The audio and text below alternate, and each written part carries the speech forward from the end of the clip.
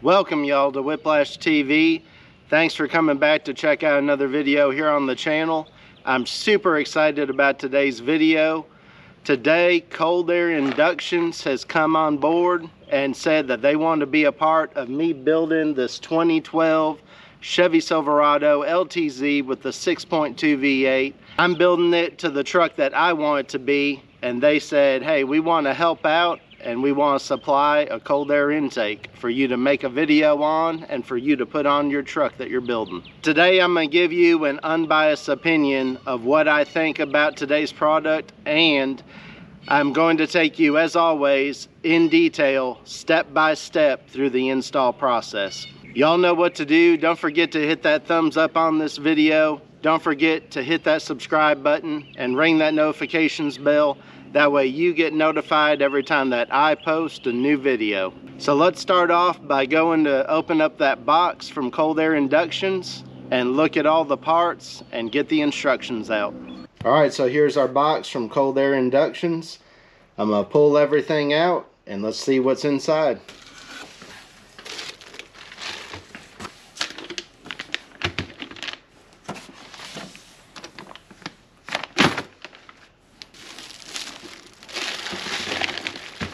So here it is, all packaged up. I'm going to start opening things up and we'll go through everything.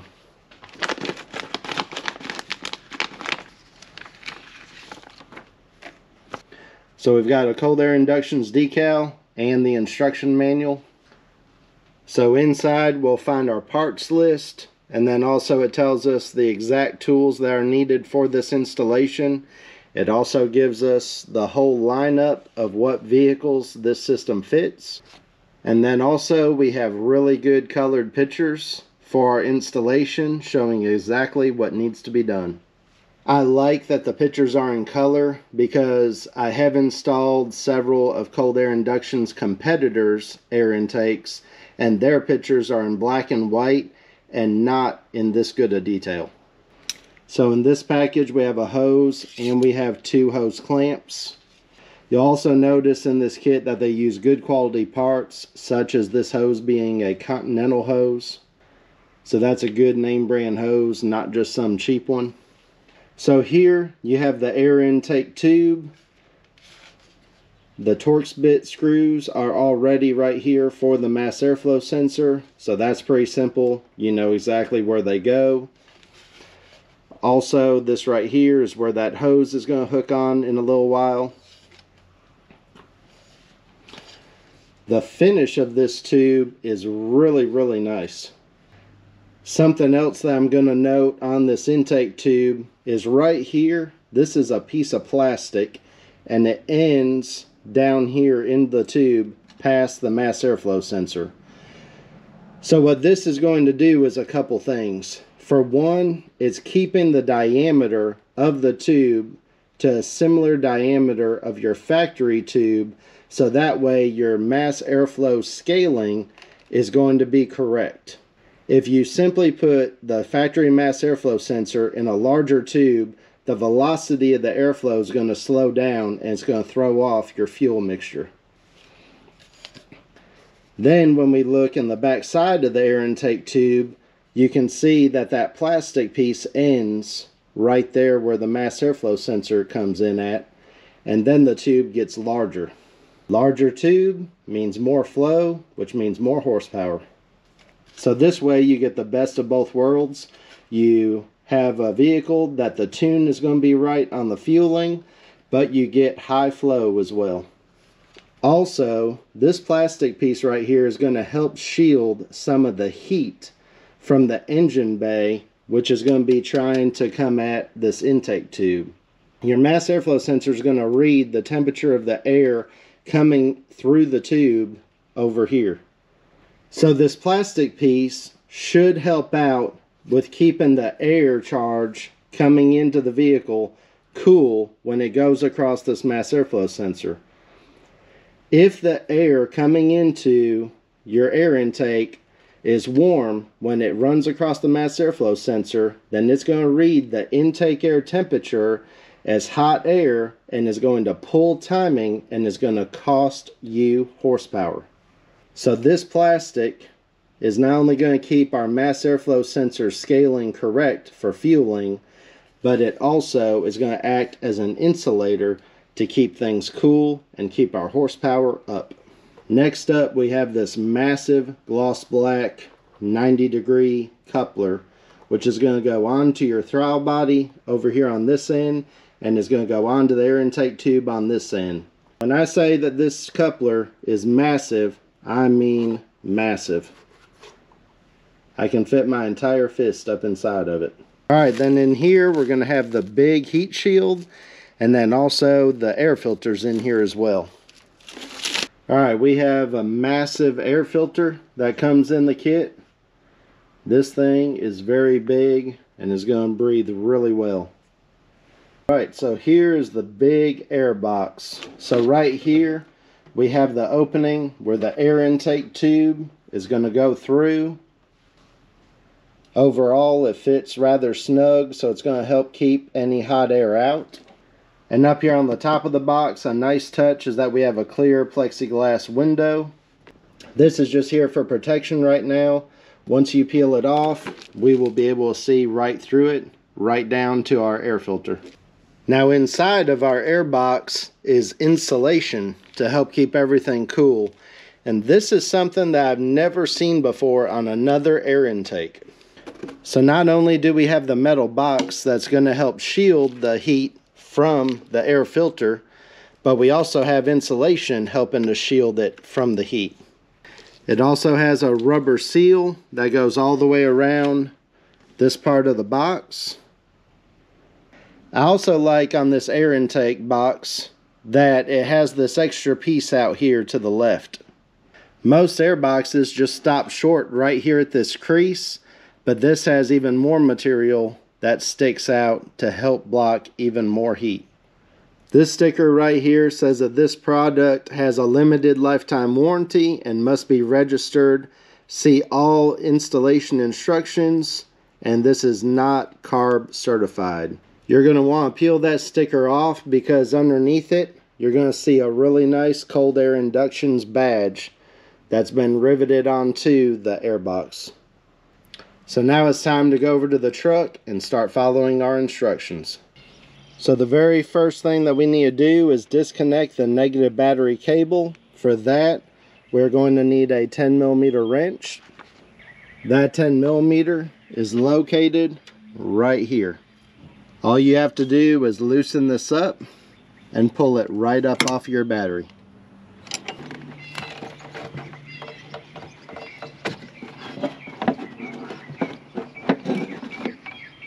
The next step will be removing the engine cover by lifting it up in the front and then pulling the cover towards the front of the vehicle.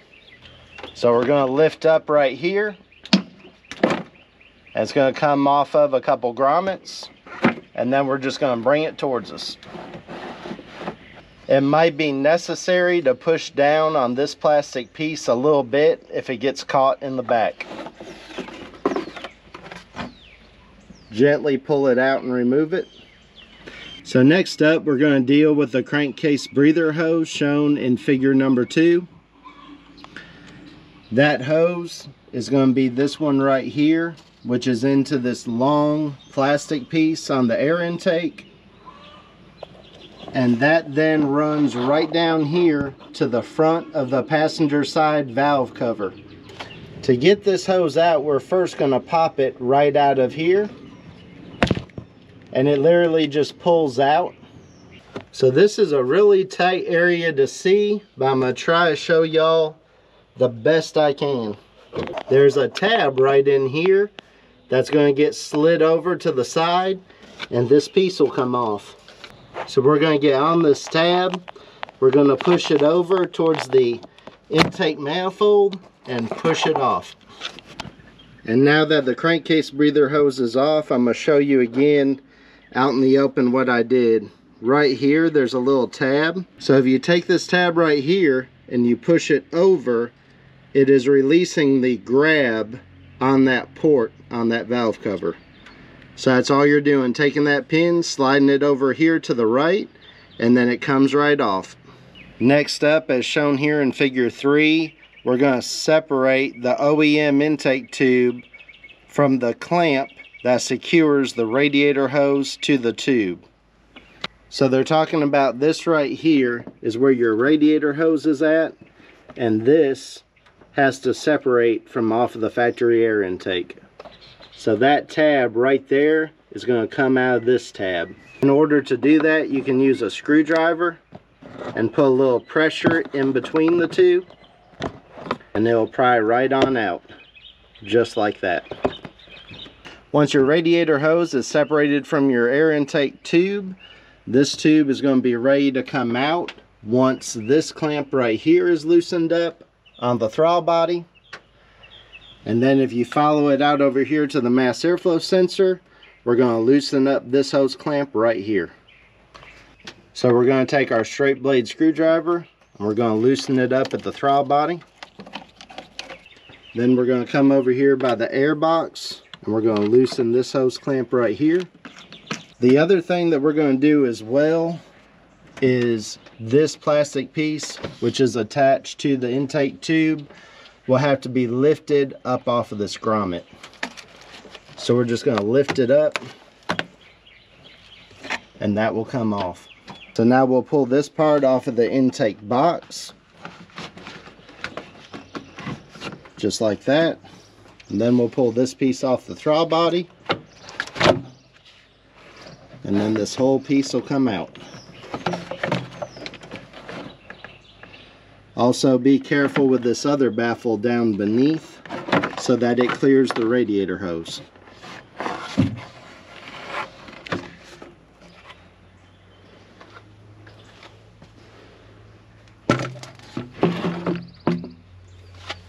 So now we have the factory air intake tube all completely out.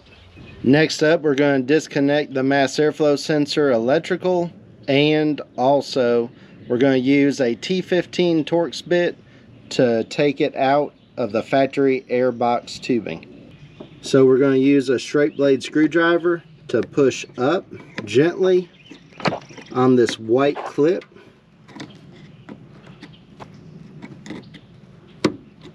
Once you get the white clip pushed up and out of the way, you can then squeeze right here on the gray tab and pull it off. Just like that. Now take your T15 Torx bit and we're going to take out these screws right here. Now gently pull your mass airflow sensor up and out of the tube. Be gentle so you don't damage any of the electronics. We are now going to come over to our air intake tube and install our mass airflow sensor. We will have to use a 3 30-second Allen to take these screws out. Now we're going to take our mass airflow sensor, which again we want to look at this arrow right here on the mass airflow sensor. So if your arrow is pointing this way at this port for your crankcase breather, then it is going the right direction. So we're going to press it in until it's fully seated so the O-ring on the sensor seals up into the air intake tube, and then we will reinstall our 3 30-second Allens. Tighten them down snug, but do not crack or break your mass airflow sensor. That's it, your mass airflow sensor is installed. The arrow is going towards the crankcase breather port. Now that the mass airflow sensor swap is complete, we're going to remove the factory OEM airbox now by removing it from the rubber grommets. To do this, you can simply lift up over here and move it around. Just work it out of the hole where it was sitting at and it will all come out. These are the two tabs where it was holding into the rubber grommets, which are located right here and right here. Next up, we're going to use a 10mm socket to remove the 4 bolts that are holding that mounting plate down there that we just removed the airbox from. Alright, so here are the 4 10mm bolts that are going to come out. Once all your bolts are loose, just pull up on your tray and pull it on out. Next up, we're going to use a pair of pliers to rotate the overflow coolant hose into a downward position like figure 8 shown right here. You're going to want to make sure that your vehicle is not hot so you don't get coolant blown out at you. You're going to grab this clamp right here and you're just going to squeeze it enough to where your hose will rotate. Now our hose is rotated down and out of the way. Alright, so our next step is to remove both the 10mm bolt and 10mm nut from the radiator overflow tank and position tank to the side as shown in figure 9, which is this one down here. Also, right after that, we are going to be removing the new airbox lid by turning the fasteners counterclockwise a quarter turn. The size that I have fitting those Allens is a number 3mm Allen. So I'm going to remove these here by just turning these a quarter turn to the left.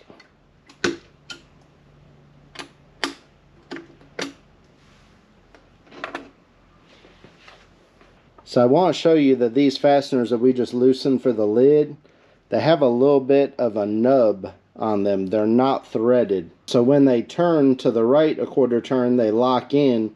When they turn to the left a quarter turn, they unlock, and then this piece lifts up and off. So you're going to be left with your air box looking like this with the lid off. So on this overflow tank, there's a 10mm bolt that you're going to remove right here. And then back here, there's a 10mm nut that you got to remove on this back side. So now I have the overflow tank moved over here out of the way. And then we're going to take our air intake box, which is going to sit just like this. The air intake box is going to slide on down in this area. So it's going to sit just like this. So this tab up here in the front is blocking the heat right here by the radiator. And then you're going to use 3 of the 4 10mm bolts that you removed. One here, and one right here. Once you get the air intake box installed, the overflow tank will go back into the position that it was in. Alright, so now we've reinstalled the radiator overflow tank. And the airbox lid is installed. So next up, we have to install the ceramic coated intake tube. So we're going to take that ceramic coated intake tube, we're going to put it into the airbox and also install our air filter. And then we're going to put our ceramic coated intake tube right inside here. Now I do want to show you your air filter is actually only going to go onto your air intake tube so far. So you're only going to lip it on this about 3/4 of an inch, and then you're going to tighten on down this clamp.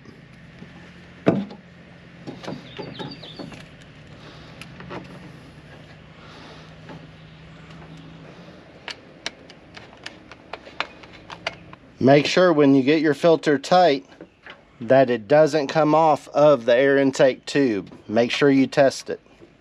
So this is how our system's looking so far. We have our mass airflow sensor riding in the up position.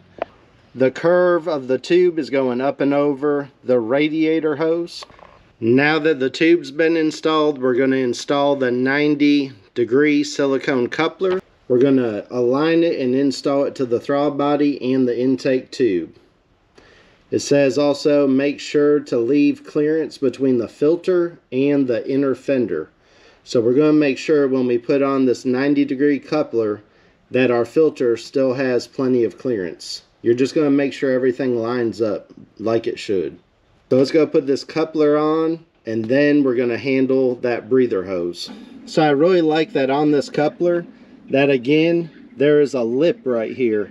So that again is going to help us with any turbulence of the airflow hitting the throttle body on its way into the throttle body and keep things smooth. Another really nice touch of this kit. Alright, so I've got my hose clamps loose onto the coupler, and now I'm going to install it onto the throttle body and the intake tube. All right, that coupler's now installed. The air intake is looking good. Everything is clearing. I can put my fingers in here between the air filter and the fender. Next up, connect your mass airflow sensor. Next up, I'm going to install the crankcase breather hose. I've got the crankcase breather hose that is supplied onto the passenger side valve cover. And then I have plenty of hose. So I'm going to come up with where I want to cut this. And I'm going to cut off a length of it and then press it on here. So I've cut off about this much hose. And now I'm just going to install this right on to this port on the air intake. So that's it. The crankcase breather's hooked up to the intake, and that's also hooked up to our passenger side valve cover. Next up, we're going to install our lid on our air box. So now you're going to want to start an edge and peel off this coating on the plexiglass.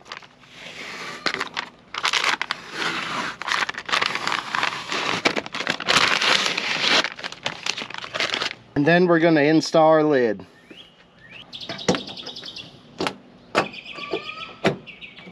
Now our airbox lid is installed, and you can see that big air filter down in there. We'll also be able to see when it gets dirty, and overall it's just a real nice touch. Next up, we're going to reinstall our engine cover. Make sure to get those hoses on top of that part of it. It's going to slide back, and then it's going to clip down on those grommets. And the last thing will be to install your negative battery cable. Hook it back up. Alright, once our install is complete and we're sure that everything is tight, we can fire up our truck.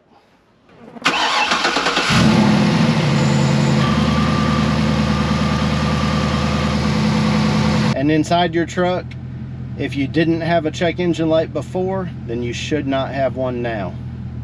It's not a bad idea to give your truck about 3 to 5 minutes of idle time, because after you pull that negative battery cable, you are resetting the history of the vehicle. So the fuel trims are going to be reset. So 3 to 5 minutes of idle time is not a bad idea before you take off and drive. So many of y'all are probably wondering, what kind of gains might I see from this cold air intake install? Well, Cold Air Inductions says that you'll probably see around an average of a 12 horsepower boost, as well as potentially a 14 horsepower peak, and they claim that your gas mileage is going to get better as well. As you can see by this dyno graph, they got gains all throughout the power band, from low in the RPM to high in the RPM, both on horsepower and torque. This air intake is definitely the most thought through and best put together air intakes that I have installed on any vehicle so far. The attention to detail, thought, and effort that's been put in is second to none, in my opinion. I personally give this kit an A+ on design, and also an A on the installation and how easy it is to install. Any of y'all can install this in less than an hour, I think. If y'all want to purchase this air intake, then you can go right now to coldairinductions.com, and they have a bunch of air intakes for not only the truck scene today, but also numerous other models and makes of vehicles. Be sure to go check them out and consider one of their air intakes for your vehicle. Y'all don't forget to like the video, also share it with your friends, hit that subscribe button down below, and ring that notifications bell. That way that you get notified every time that I post a new video. Drop me a comment down below. Let me know what you think of today's video. Thank y'all for watching, and I'll catch you on the next video.